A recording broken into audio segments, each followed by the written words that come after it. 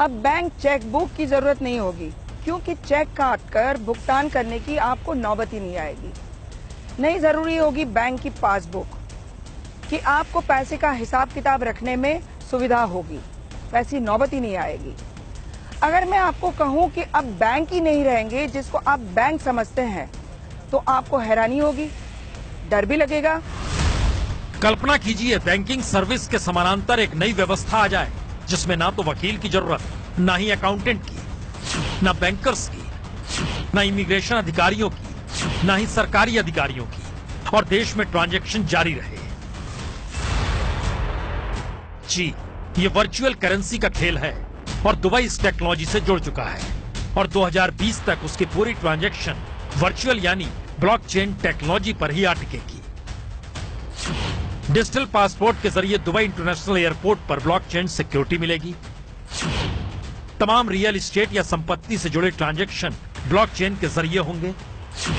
किराए से लेकर टेलीकॉम बिल तक आप ब्लॉकचेन के जरिए जमा कर पाएंगे। और अक्टूबर में तो दुबई ने अपने नागरिकों के लिए क्रिप्टो करेंसी जारी की, जो ई कैश यानी डिजिटल कैश है। क्रिप्टो करेंसी का मतलब है ट्रांजैक्शन के लिए कोई मिडिलमैन नहीं चाहिए। माइक्रोसॉफ्ट, आईबीएस, सिस्को और क्रिप्टो सरीखे 46 कंपनियां ब्लॉकचेन टेक्नोलॉजी से जुड़ चुकी हैं। और अब असल सवाल है कि आखिर इसकी जरूरत दुबई को ही क्यों पड़ी, और क्या भारत भी आने वाले वक्त में इसी रास्ते पर जाने की तैयारी कर रहा है।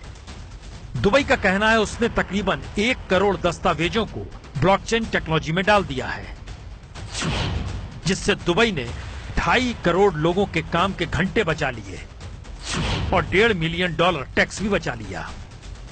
और दुबई के डायरेक्टर जनरल डॉक्टर आयशा बिन बिशर के मुताबिक उनका मिशन है दुबई दुनिया में सबसे अलग हो, एक लिहाज से हैप्पीएस्ट सिटी ऑफ अर्थ हो, जहां कोई कागजी काम ना हो तो फिर फ्रॉड भी ना हो।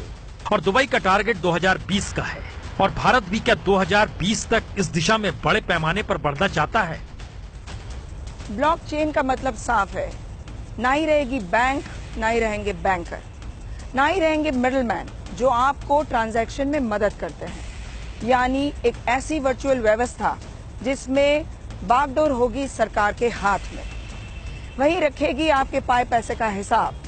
बैंकर गायब यानी रोजगार गायब।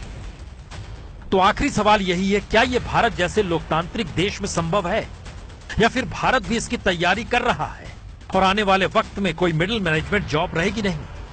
यह सिर्फ एक सवाल है, पर इसकी गंभीरता इससे भी समझी जा सकती है। अगर भारत में असमानता चरम पर है, हालातों ने 1921 वाली स्थिति को पकड़ लिया है, तो फिर कई थ्योरियां हैं।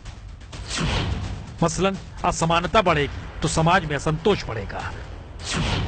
असंतोष करप्शन से लेकर लूटपाट की स्थिति भी बनाएगा, और पैसे वालों को राहत के लिए ब्लॉकचेन टेक्नोलॉजी फिट बैठती है।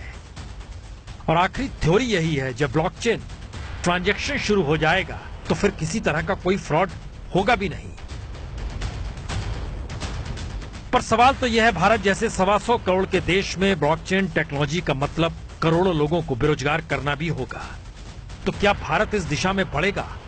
हो सकता है, क्योंकि जिस रास्ते मोदी सरकार निकली है उसमें हर पैसे पर निगाह सरकार रखना चाहती है, डिजिटल भारत बनाना चाहती है, फ्रॉड से भारत परेशान है।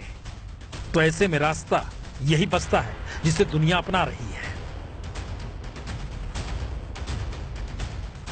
ये है एबीपी न्यूज, आपको रखे आगे।